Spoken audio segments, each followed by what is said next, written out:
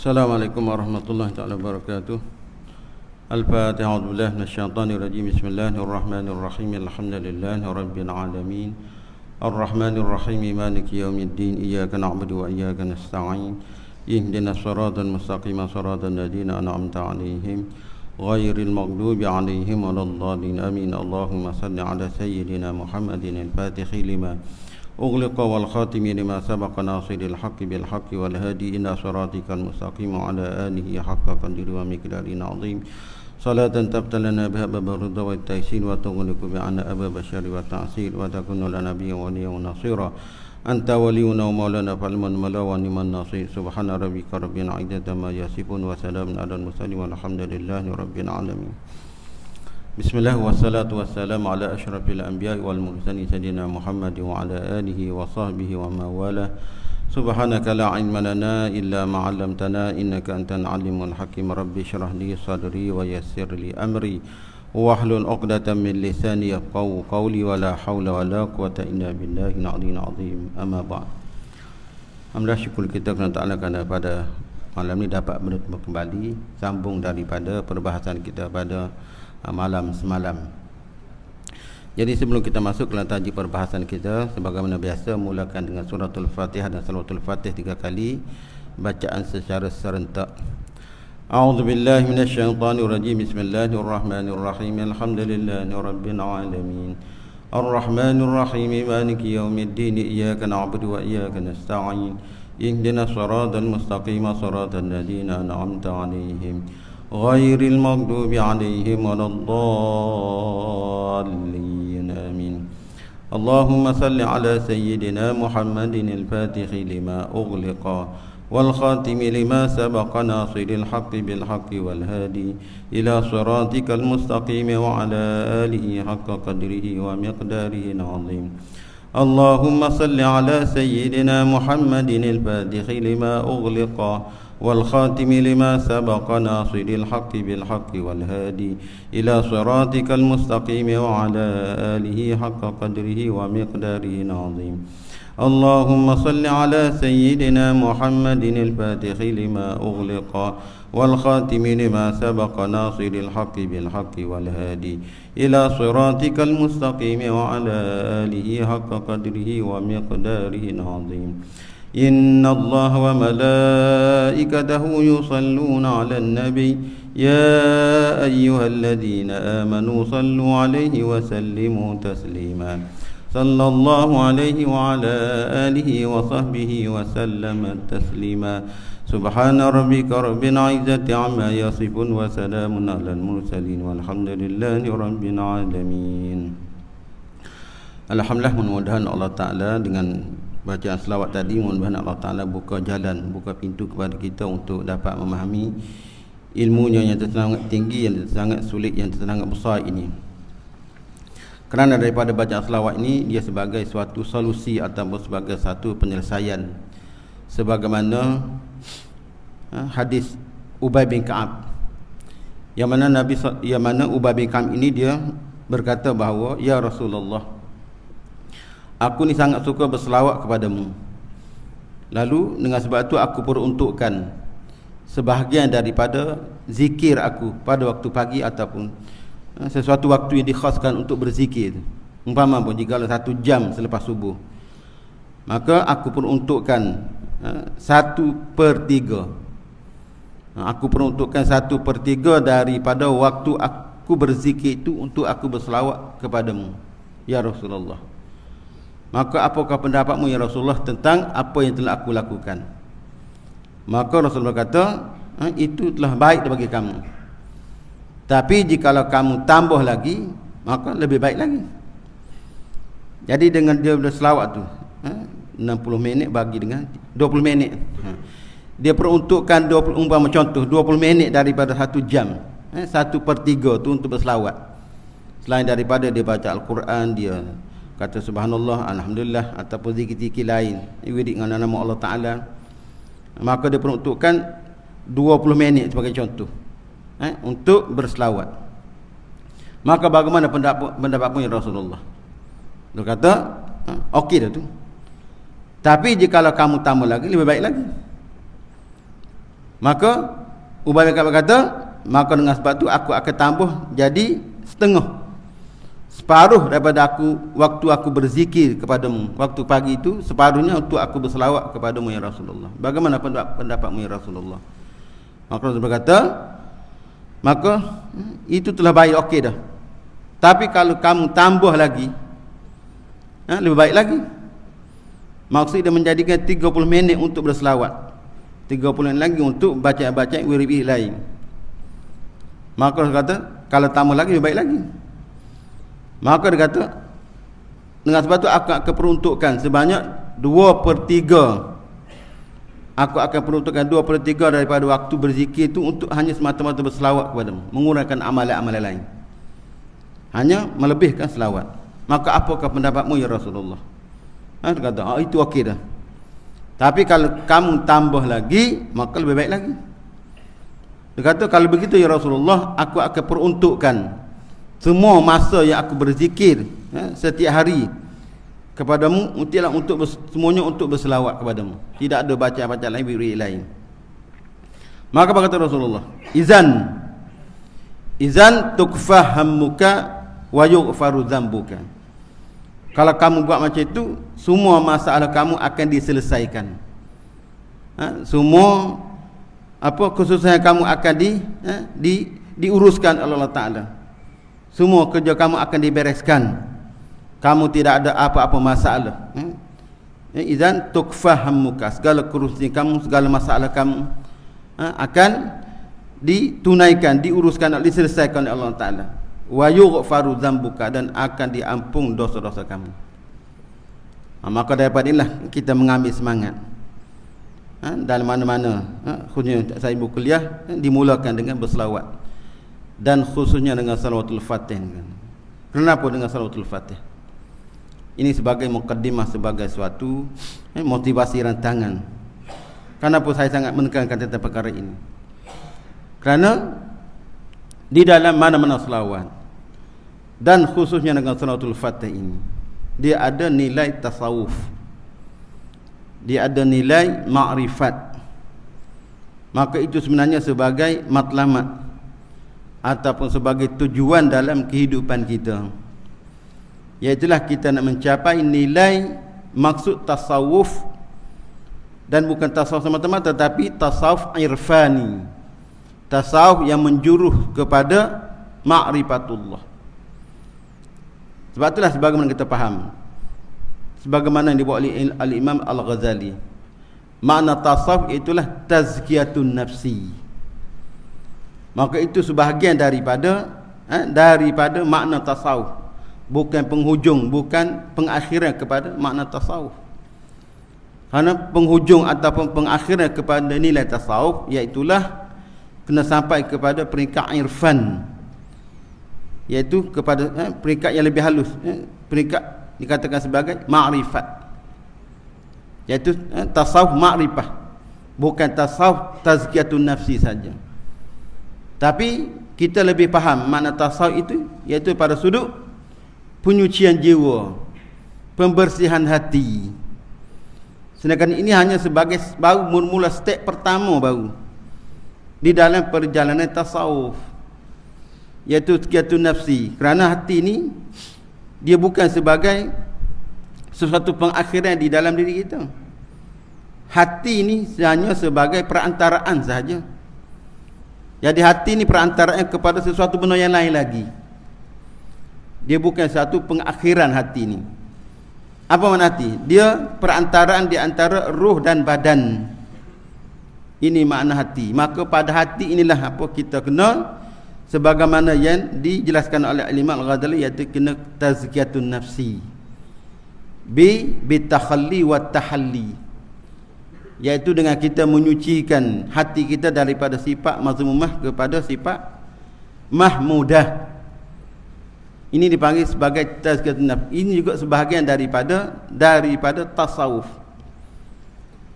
Cuma di mana kita nak berada pada stand mana, pada kedudukan mana? Tasawuf yang kita nak pegang, yang kita nak bawa ke akhirat kelak. Kenapa? Kerana Nilai tasawuf di akhirat kelak akan bergantung kepada nilai tasawuf yang kita bentuk di dunia ini. Bergantung sejauh mana kita membentuk nilai tasawuf, iaitu apa? Kita akan dapat makrifat dengan Allah Ta'ala sejauh mana kita bentuk makrifat ni di dunia.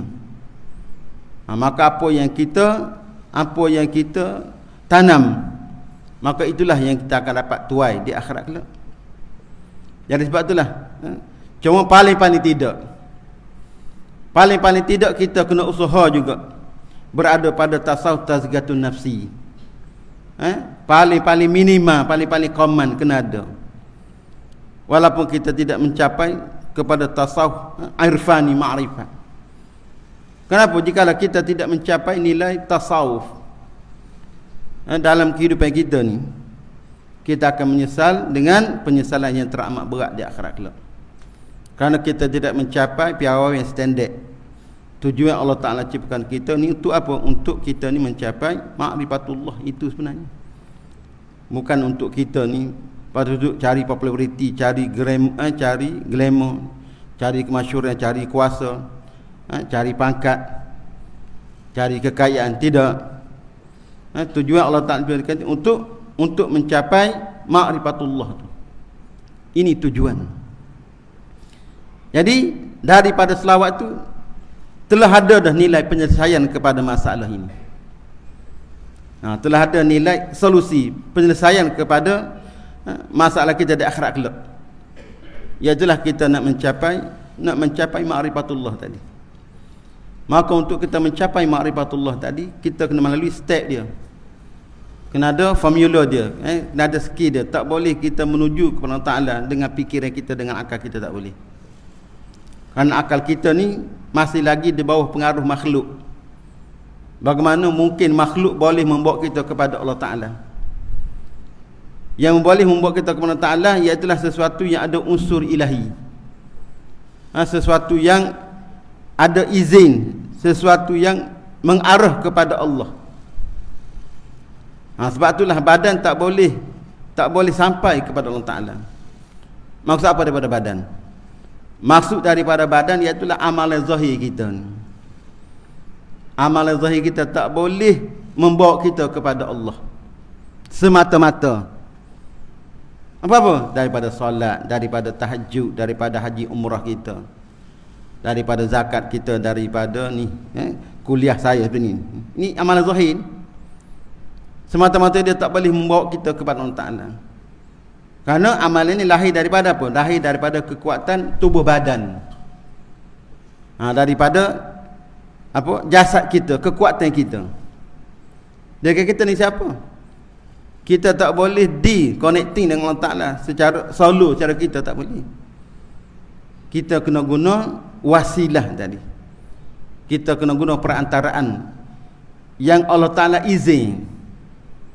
Perantaraan yang Allah Ta'ala izin, yang ada stamping daripada Allah Ta'ala.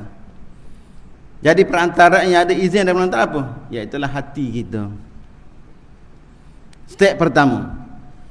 Hati ni sesuatu yang ada izin daripada Allah Ta'ala. Kenapa? Hati ini urusan Allah Ta'ala, kerja Allah Ta'ala, milik Allah Ta'ala hati ni. Sebab Allah Ta'ala nilai pada hati kita, bukan pada kekuatan kita. Saya baca dalam grup rakan-rakan, ada sahabat saya ni berjumpa dengan seorang Tan Sri. Dia kagum dengan seorang Tan Sri ni. Dia kata Tan Sri ni pukul 2 pagi dah bangun dah. Tan Sri pukul 2 pagi dah bangun dah, tahajud, berzikir, baca Quran, berziri, berwujud sebagainya. Jadi kita tak mampu. Dia kata kita malu dengan dia. Jadi kenapa dia malu? Tan Sri tadi cerita. Jadi kenapa Tan Sri bercerita?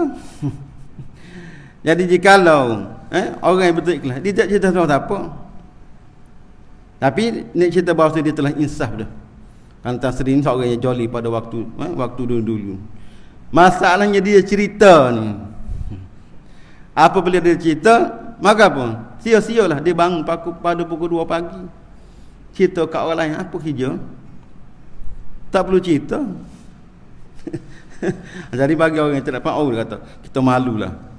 Marilah kita contoh Tasri ni, contoh ni. Tu bukan Tasri lah, orang biasa pun tak boleh cerita siapa-siapa pun. Tapi lahir mana kekuatan sehingga dia dapat bangun pukul 2 pagi. Memang sesuatu benda yang pelik, sesuatu yang hebat dah. Bangun pukul 2 pagi hingga rapat pada subuh. Tapi apa? Sia-sia. Tertipu, terpedaya. Jikalau kita hanya semata-mata bergantung kepada kekuatan diri kita, lawan tubuh badan kita, tanpa kita perbetulkan pada sudut hati. Kerana Allah Ta'ala nilai pada sudut hati, bukan pada badan. Badan tak boleh menyampaikan kita kepada Allah Ta'ala. Allah Ta'ala berfirman dalam Al-Quran, Qul hal nunabbi'ukum bil akhsarina a'mala alladzina dhalla sa'yuhum fil hayatid dunya wa hum yahsabuna annahum yusinuna nusua ulaika alladzina kafaru bi ayati rabbi wa liqa'ihi fahabitat a'maluhum falanuqimu lahum yaumal qiyamati wazna. Selalu kita baca pada hari Jumaat, muslimat dalam grup Al-Kahfi baca, dan kita pun baca. Ia ada maksud sebenarnya, iaitulah Allah Ta'ala menempelak. Allah Ta'ala cerita kepada Nabi Muhammad, wahai Muhammad, kamu nak tahu siapa yang paling malang, paling rugi, paling celaka? Iaitulah orang yang sesat dalam kehidupan dia, dalam ibadat dia, dalam ilmu dia di dunia ini. Dia menyangka dia berada di atas jalan yang betul, jalan yang benar dah. Rupa-rupanya apa? Dia berada di jalan yang jauh daripada Allah Ta'ala. Dia berada di lembah, tebing, bukan tebing Allah Ta'ala, lembah Allah Ta'ala. Lembah dan tebing yang berlawanan dengan Allah Ta'ala. Inilah orang yang kufur dengan ayat Allah Ta'ala, dan Allah Ta'ala hapuskan amalan-amalan mereka. Walaupun amalan mereka banyak, dengan kekuatan mujahadah mereka, tak ada nilai. Kenapa Allah Ta'ala tak ada nilai? Kerana diri kita ni milik dia. Apabila diri kita ni milik dia, maka semuanya keluar daripada badan kita, jasad kita. Itu bukan milik kita, itu milik dia. Jangan mengaku hak kita. Jangan mengaku itu merupakan sebagai hak kita. Sebab itulah daripada mana-mana amalan, apa yang perlu kita buat? Kita kena rasa malu. Allah Ta'ala tidak ajar kita supaya bersyukur di atas amalan. Nabi tak ajar supaya kita bersyukur di atas kita dapat melakukan amalan. Nabi ajar apa? Nabi ajar supaya kita malu daripada amalan. Ini orang yang sempurna ni. Kenapa? Karena sifat kehambaan itu apa? Dia tidak nak apa-apa daripada milik tuan dia. Bahkan dia takut tuan dia rasa ini kerja yang tak sempurna lagi. Sebab itulah sifat seorang hamba ni apa? Dia tak boleh syuk dengan kerja dia, dengan khidmat dia. Bahkan dia sentiasa menunggu-nunggu kutukan, marahan, celaan daripada tuan dia di atas amal yang dia lakukan. Kita daripada amalan kita ni, kita banyak pasang angan-angan, banyak sangat tujuan, banyak sangat demand kita dengan Allah Ta'ala. Apabila kita ada something, ada demand, ada tujuan, itu bukan sifat kehambaan. Itu lawan kepada ketuanan. Seolah kita nak jadi tuan juga. Kita nak merampas ketuanan Allah Ta'ala, ketuhanan Allah Ta'ala. Sedangkan kita ni kena pada martabat kehambaan, martabat kehinaan, martabat kekurangan. Seorang hamba dia tak boleh terlintah pada apa? Tak boleh mengharapkan apa-apa daripada Tuhan dia. Ikut Tuhan dia bagi apa-apa pun. Apa kita? Kita pada setiap hujung bulan apa? Mesti dapat allowance, gaji, bonus. Perkara yang mesti kerana kita bekerja dengan majikan kita, dengan bos. Kita bekerja dengan dia, cari makan dengan dia, khidmat kepada dia. Maka layaklah untuk kita dapat allowance, hasil, gaji, ganjaran sebagainya. Tapi sifat seorang hamba, bahkan dia tak boleh mengharapkan dan tak boleh terlintas, tak boleh terfikir pada hati dia. Maksud apa? Cukup 3 bulan ni dapat gaji, kemungkinan dapat kenaikan gaji pula. Tak boleh terlintas pada hati sifat seorang hamba ni sesuatu berbentuk imbuhan dan ganjaran daripada Tuhan. Dia ikut dia. Dia hanya khidmat 1% pada Tuhan dia. Ikut Tuhan dia nak bagi Nak bagi makan apa? Nak bagi deraan kau, nak bagi hukum lagi ikut. Ini sifat kehambaan. Inilah tujuan Allah Ta'ala ciptakan kita. Tapi kita apa? Daripada amalan kita rasa megah, kita rasa sombong, kita rasa ujub, kita rasa layak, kita rasa hebat daripada orang lain. Maka inilah bagi kata seorang sufi, dia kata apa? Dia kata jangan kamu terpedaya dengan ilmu dan amal kamu, dan jangan kamu rasa seronok dengan ilmu dan amal kamu selama mana nafsu masih lagi mengketuai di dalam diri kamu. Nafsu masih menjadi raja di dalam diri kamu. Maksudnya apa? Jangan rasa hebat, jangan rasa layak, jangan rasa betul, jangan ada syok. Dia kata mana apa? Mana apa maksud nafsu masih merajai? Merajai masih lagi mendominasi, mengketuai di dalam diri kamu. Kamu jadi pengikut kepada nafsu. Bila? Iaitulah apabila dengan ilmu dan amal kamu rasa lebih mulia daripada orang lain. Dengan ilmu dan amal kamu, kamu rasa lebih hebat daripada orang lain. Ataupun dengan ilmu dan amal kamu, kamu lebih rasa layak daripada orang lain. Maksudnya terpaling warak, terpaling soleh, terpaling kuat amal ibadat. Rasa terpaling itu maksud apa? Itu maksud kamu lagi masih di bawah kontrol nafsu. Apabila kamu di bawah kontrol nafsu apa? Maka nafsu ni lawan kepada Allah. Nafsu ni apa? Keakuan kamu tu, diri kamu tu. Kerana keakuan hanya milik mutlak Allah Ta'ala, bukan milik kita. Keakuan itu milik mutlak Allah. Kita tidak ada keakuan, kita hanya ada kehambaan saja. Jadi di mana keakuan berada? Di situlah. Iaitu kita dengan ilmu dan amal kita rasa lebih mulia, lebih hebat daripada orang lain. Lebih tinggi daripada orang lain. Ini maksud. Maksud tak usah syarilah kita kata. Kita rasa tak usah syarilah kita ahli Qur'an al-Huda ni, yang sehebat aku. Aku pukul 2 pagi dah bangun dah. Kemudian datang solat subuh Jumaat. Pagi-pagi solat sunat duha lagi. Itu maksud. Kita masih lagi di bawah kontrol kawalan nafsu. Maka sebab itulah jika masih lagi ada benda macam ni, tidak ada guna pada ibadat kita. Kita ibadat mengikut sangkaan, ibadat mengikut zon, mengikut khayalan kita, tak diterima oleh Allah Ta'ala. Sebab itulah saya dengarkan bahawa Imam Ghazali mengatakan bahawa la yasihul ibadat illa ba'da ma'rifatil ma'bud. Tidak sah, tidak diterima satu amal ibadat kecuali selepas seseorang itu mengenal Allah. Mengenal Allah Ta'ala pada sudut hati dan juga pada sudut ruh. Maksud apa? Kena ada peningkatan. Amalan itu mesti bersambung, mesti connecting dengan hati. Mesti connecting dengan hati. Itu hati yang bersih, bukan hati yang kotor. Sekarang ni apa ni? Hati kita tu sangat kotor. Daripada mana hati jadi kotor? Ini satu persoalan. Hati kita jadi kotor daripada cara hidup kita. Umpama apa? Kita terpalit banyak dengan benda-benda bid'ah, benda-benda khurafat, benda bid'ah. Ini yang paling mengkotorkan hati kita, yang merosakkan hati kita. Apa bid'ah ni? Iaitu sesuatu yang tidak ikut sunnah Rasulullah sallallahu alaihi wasallam. Kita rasa okey, baik. Apa di antara benda bid'ah? Iaitu kita mengambil sesuatu cara hidup bukan Islam, kafir. Itu yang bid'ah. Contoh siapa? Contoh pada politik kita, itu contoh jelas. Contoh jelas pada bidang politik kita tu, pada kepartian kita tu. Kenapa? Kerana sistem yang kita pakai ini bukan sistem sunnah, tapi telah menjadi anutan kepada kita. Anutan secara paksaan di dalam zaman moden, zaman sekarang ni. Sebab itulah jika kita nak ambil juga sistem ni, ambil dalam keadaan berjaga-jaga, dalam keadaan yang rasa takut, dalam keadaan sentiasa beringat betul-betul di atas rasa darurah.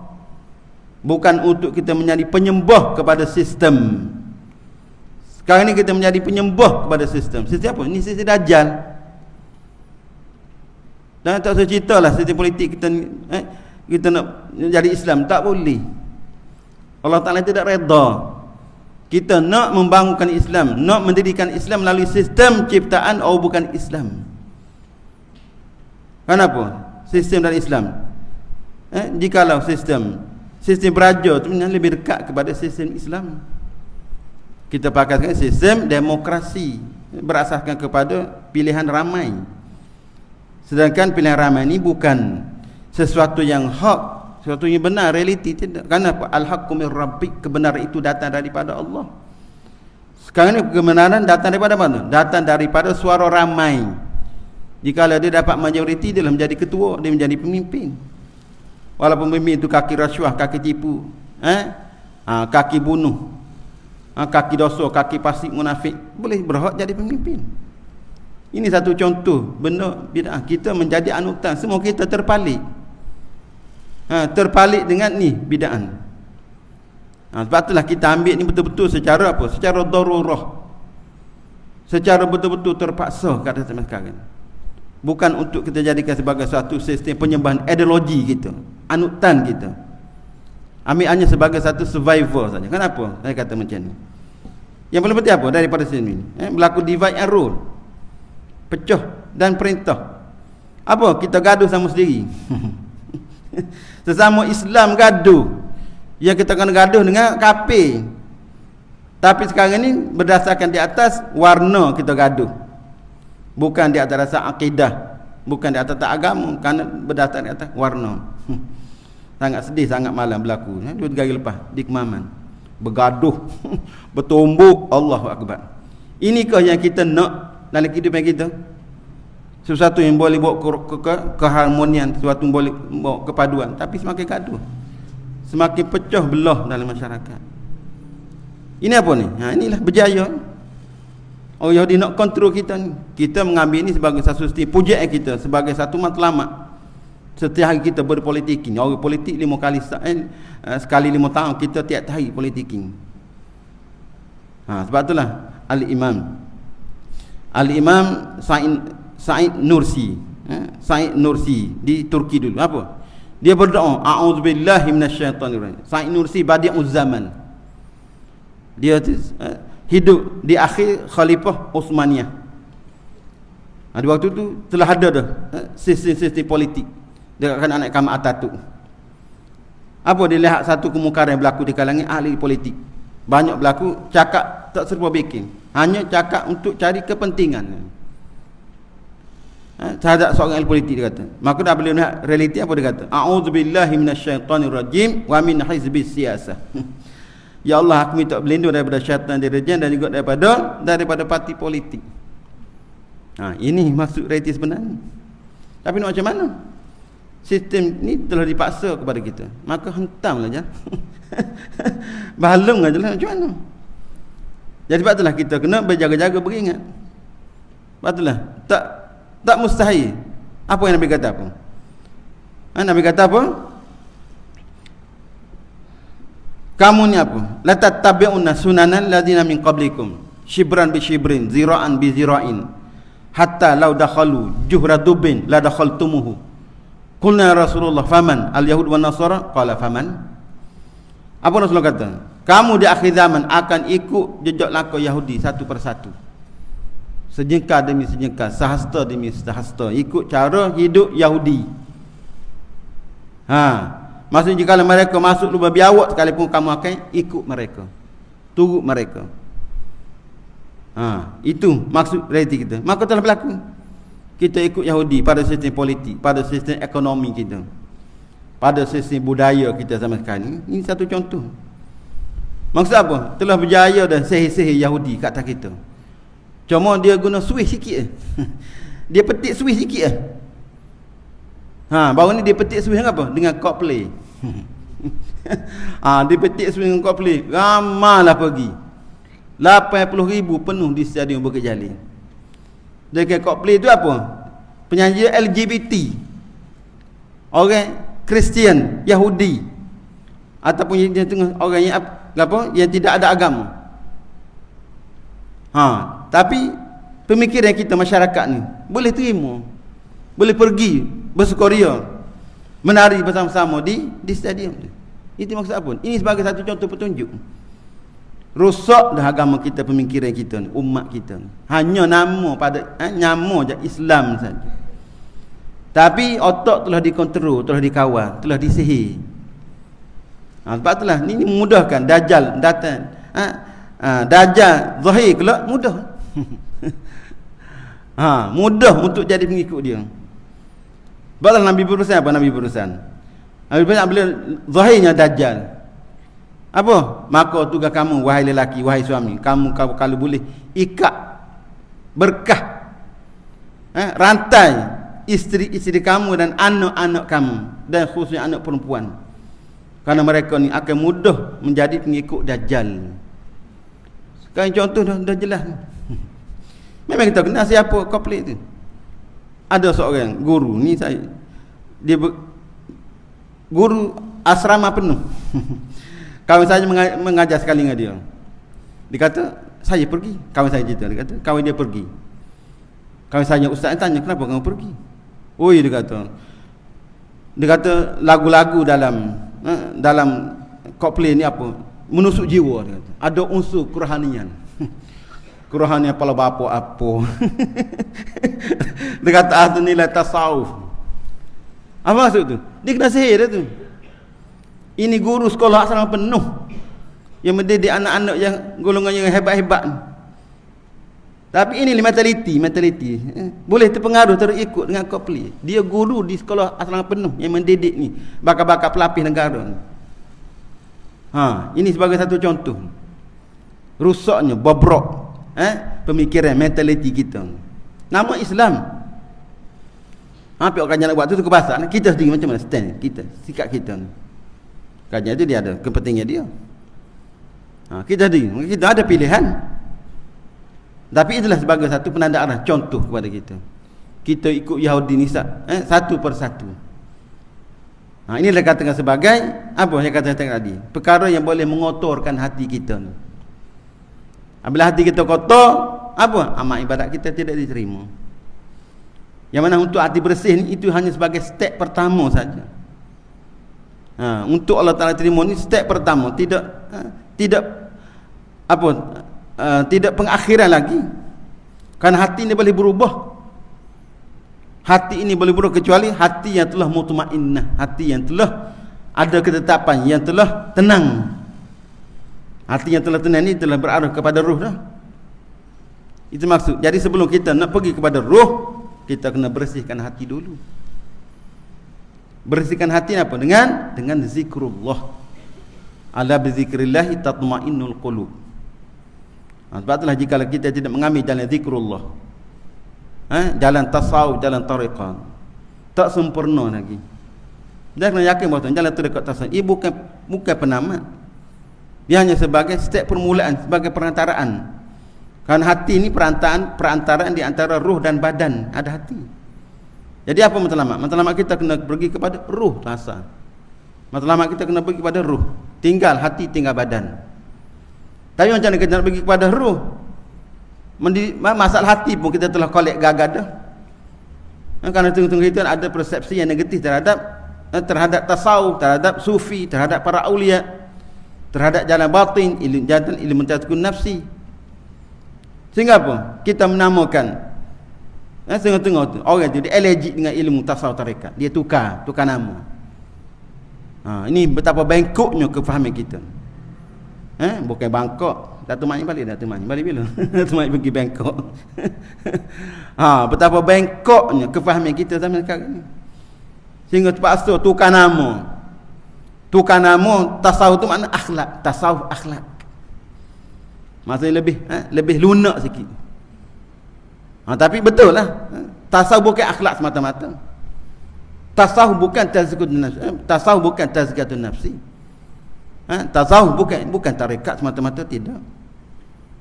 Jadi tasawuf tarekat ni berada pada perantaraan saja, kerana kita nak berzikir ni, nak betulkan pada sudut hati.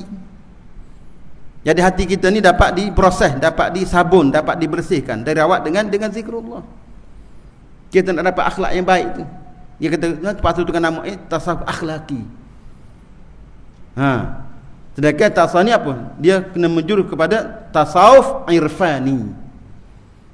Tasawuf sampai kepada peringkat makrifat ini.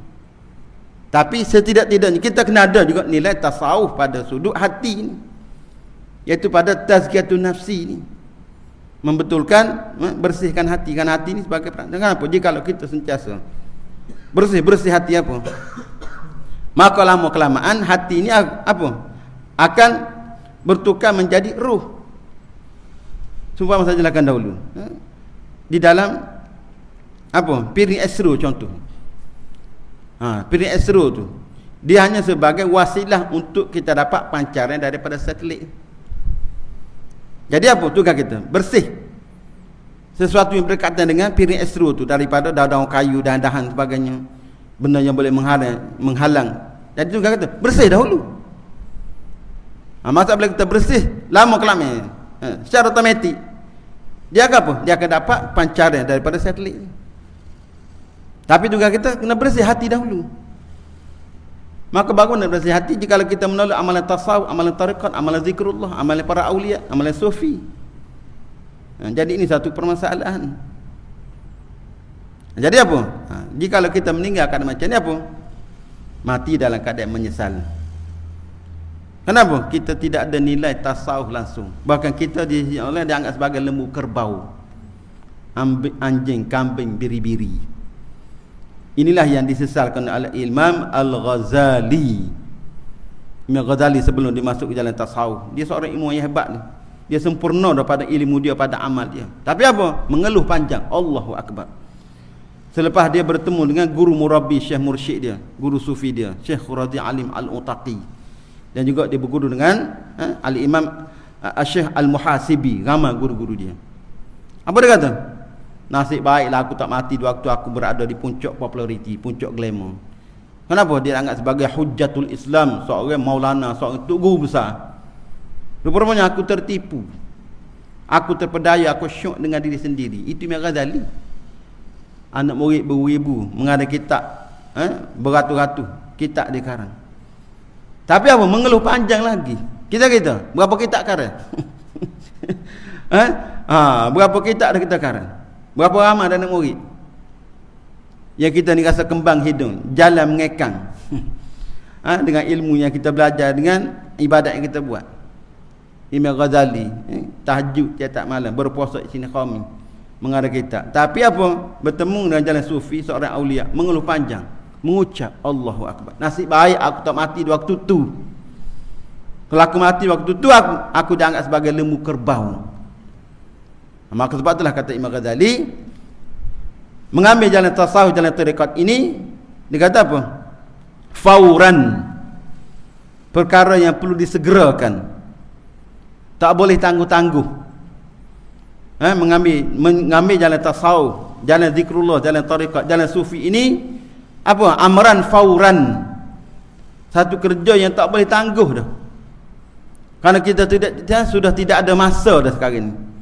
Kita betul-betul berada di dalam kritikal. Kenapa? Juga sebagaimana kata seorang sufi, dia kata, jikalau tidak kerana kasih sayang daripada Allah Ta'ala, rahmat dan Allah Ta'ala, kita betul-betul di dalam kecelakaan, Kerana apa? Kerana kita ni tidak maksum seperti para anbiya, seperti mana para rasul, dan juga seperti mana para awliya. Kerana kita ni tidak maksum sebenarnya, tidak terjaga seperti mereka. Memang kita tidak terjaga sekarang ini. Betul-betul kita tidak terjaga sekarang ini. Tapi kita mengharapkan rahmat, kurniaan, anugerah daripada Allah. Betul-betul. Kenapa? Amalan kita tak boleh bawa ke mana? Ilmu kita tak boleh bawa ke mana? Kenapa? Kita tadi terpalit banyak dengan benda bid'ah, benda-benda kotor, benda-benda yang menyalahi sunnah. Bukan apa? Daripada makanan pun satu hal. Makanan itu boleh mengotorkan hati kita. Makanan kita makan kan macam mana? Makanan yang kita tak boleh jamin, makanan yang kita makan. Makan itu kerana terpaksa. Kalau tak makan, mungkin mati kelaparan kita.